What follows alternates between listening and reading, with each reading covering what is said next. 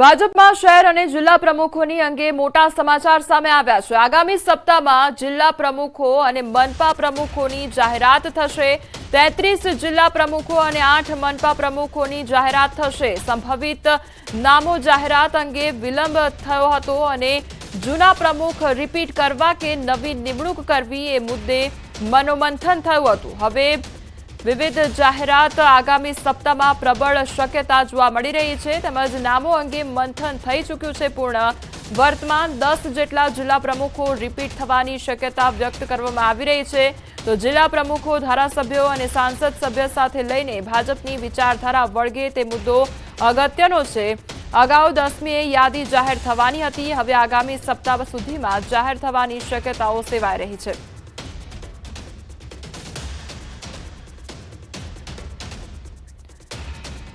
તો આ તરફ સ્થાનિક સ્વરાજની ચૂંટણીને લઈને પણ મોટા સમાચાર સામે આવી રહ્યા છે। આવતા અઠવાડિયામાં જાહેર થઈ શકે છે ચૂંટણી તેવું સૂત્ર દ્વારા જાણકારી પ્રાપ્ત થઈ રહી છે। બજેટ સત્ર શરૂ થાય તે પહેલા ચૂંટણી પ્રક્રિયા પૂર્ણ થવાની શક્યતા વ્યક્ત કરવામાં આવી રહી છે। ખેડા જિલ્લા પંચાયત, જૂનાગઢ મહાનગરપાલિકા સામાન્ય ચૂંટણી યોજાશે। 73 નગરપાલિકાઓની સામાન્ય અને પેટા ચૂંટણીઓ પણ જાહેર થશે।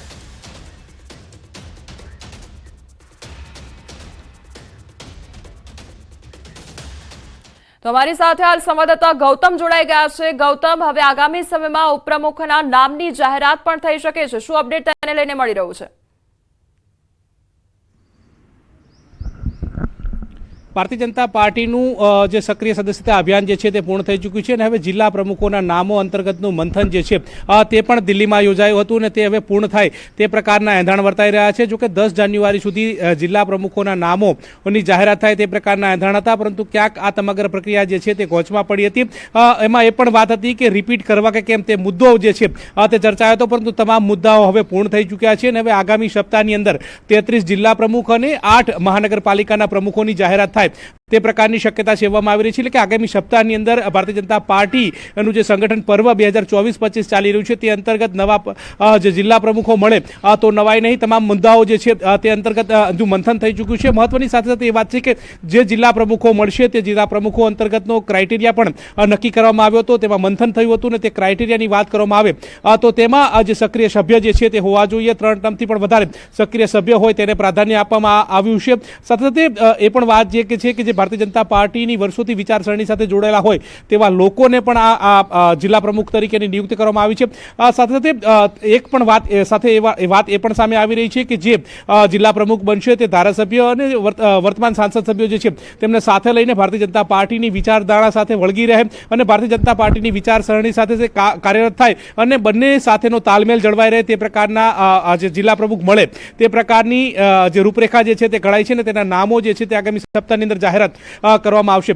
મહત્વનું સાથે સાથે એ પણ છે કે આ જે પ્રક્રિયા જે છે તેને લઈને એક મોટું મંથન જે છે તે થયું હતું અને તેને લઈ અને દિલ્હીમાં સુધી પણ આ જે પ્રક્રિયા જે છે તે ચર્ચાઈ હતી, પરંતુ ક્યાંક 10 જાન્યુઆરી સુધી નામો જાહેર થાય તે પ્રકારની વાત હતી, પરંતુ તેને હવે પૂર્ણ વિરામ આવી ચૂક્યું છે અને આગામી સપ્તાહની અંદર નવા જિલ્લા પ્રમુખો મળી શકે છે। મહત્વનું સાથે સાથે એ છે કે 10 જેટલા જિલ્લા પ્રમુખો જે છે તે રિપીટ થવાની સંભાવના જે છે તે સેવાઈ રહી છે। સૌથી મોટા સમાચાર કહી શકાય, કારણ કે ભારતીય જનતા પાર્ટી દ્વારા જિલ્લા પ્રમુખોની નિયુક્તિને લઈને અનેક અટકળો ચાલતી હતી કે ક્યારે થશે અને ક્યારે જિલ્લા પ્રમુખો નવા મળશે, પરંતુ તેને હવે પૂર્ણ વિરામ આવી ચૂક્યું છે અને તે આગામી સપ્તાહની અંદર મળે તો નવાઈ નહીં। સિવાય સ્થાનિક સ્વરાજની ચૂંટણીઓને લઈને પણ અપડેટ મળી રહ્યું છે કે આગામી સમયમાં કેટલા સમયમાં જાહેરાત થઈ શકે છે તે અંગેની તારીખોની?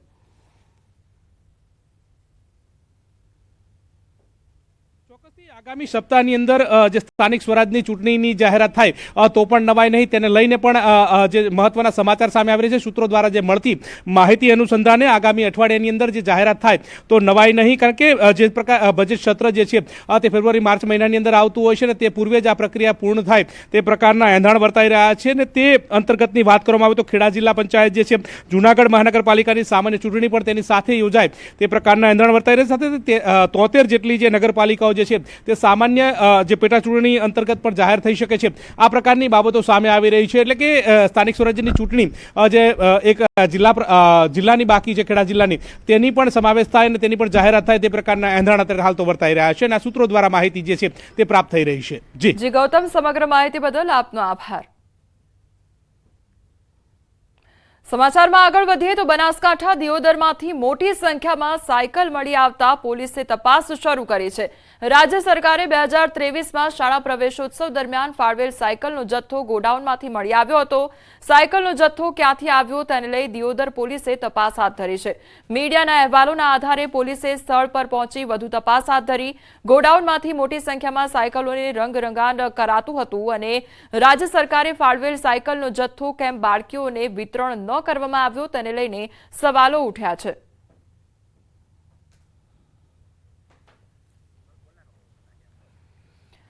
તો વિદ્યાર્થીઓ માટે જે સાયકલો ફાળવવામાં આવી હતી તે વિદ્યાર્થીઓ સુધી પહોંચી નથી અને હવે એ સાયકલો ગોડાઉનમાં જોવા મળી રહી છે. ત્યારે તેને લઈને અનેક સવાલો ઉદ્ભવી રહ્યા છે કે આખરે આ સાયકલો ગોડાઉનમાં ક્યાંથી આવી, આ સાયકલોનું રંગરોગાન કરવામાં આવી રહ્યું હતું ત્યારે તેને લઈને પણ અનેક સવાલ